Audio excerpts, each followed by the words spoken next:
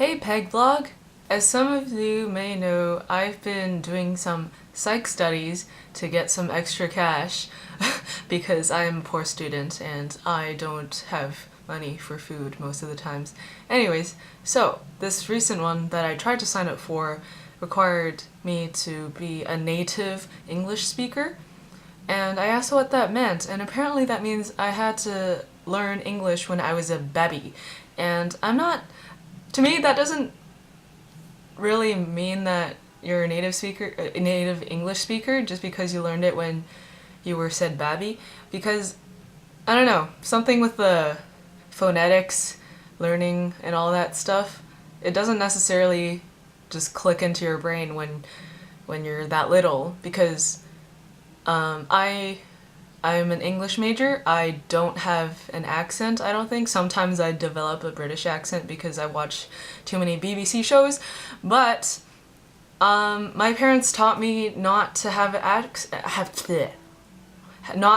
accent because so their plan was only speak Chinese at home so my Chinese doesn't dwindle in quality, and also speaking English only with people who can speak English. I don't know, do I have an accent? Can you guys even tell if you can have an accent? Some people can tell, oh, you're from Calgary because you have that Calgary accent. Well, okay, Maritimes accents are a little more distinguishable, but I don't know, the rest of Canadian accents, I can't really tell the difference. Anyways, back to my topic of learning English. I didn't have the greatest time learning English when I first came to Canada because I actually started out my Canadian adventures in some pretty low class and not very nice neighborhoods. My very first memory of learning English was when I was in the second grade and we were learning I don't even remember what we were learning. The only thing I remember is that the teacher really emphasized the word now. After every single sentence, she would be like, and now! And that really stuck in my mind when I was little because in Chinese, now kind of sounds like the word for pee.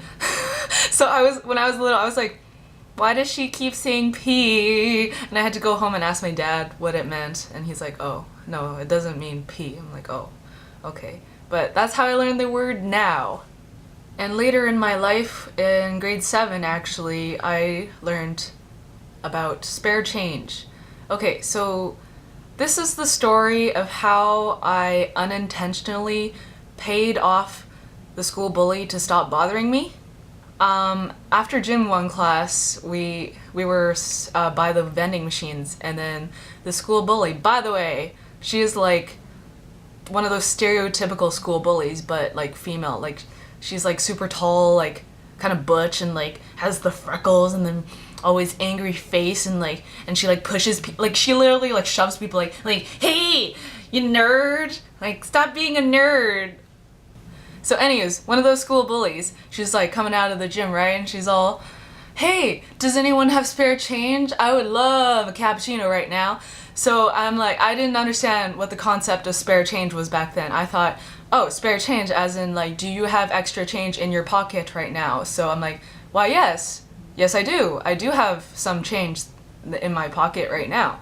So I took out the change and I gave it to her, and she had like this look on her face, just like, oh, thank you! And I think that was the first nice gesture anyone's done to her. So anyways, I didn't know that spare change meant like, oh, here's change that I don't need because I'm oh so rich, I'm giving ownership of this change to you. I did not understand that. I didn't I didn't even have an allowance back then really, but I gave her my change, and later I was like, shit, I'm not getting that back, am I? So from that lesson, I learned that spare change means you're not gonna get your money back. But out of that experience, at least she never bothered me again. So that's how I bribed a bully to stop bullying me. Anyways, another time when English was a problem was, okay, this is the one time where my parents' accent influenced how I speak. Okay, so they pronounce wind chill as windshield. And I remember, I think it was Samantha who noticed this actually. I'm like, oh, so today with windshield is -40. She's like, what? What'd you say? I'm like, today's windshield is. You said windshield, didn't you? I'm like, isn't that what you're supposed to say? And then I learned that it was pronounced wind chill. And it's just random events like these that kind of just continuously remind me that I was not born here, and I'm never going to be someone who is born here. But I don't know.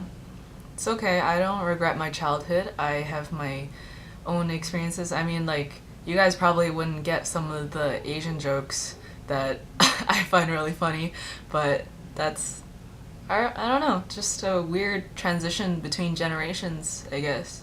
It also kind of sucks that I don't get my parents' jokes either, and then I'm like, wait, what does that mean? And then they stare at me like, you dumb little... No, I'm just kidding. No, but it's just, I feel like I'm at that weird transition between cultures, and it kind of sucks sometimes, but at the same time I get to experience both cultures, so I don't know, where's the balance between them, I guess, was my point. Where was my point? I don't know, I just wanted to share some really embarrassing stories from my childhood, I guess. This is probably why I never feel like I completely fit in anywhere, because I have that very specific combination of experiences and knowledge, so I get really excited when someone gets my humor or gets my references. That really excites me. But yeah, those are some interesting stories about my life growing up as a Chinese Canadian, and I hope you found it interesting. That was kind of weird for me to remember all those things, but hope you enjoyed it. Okay, bye!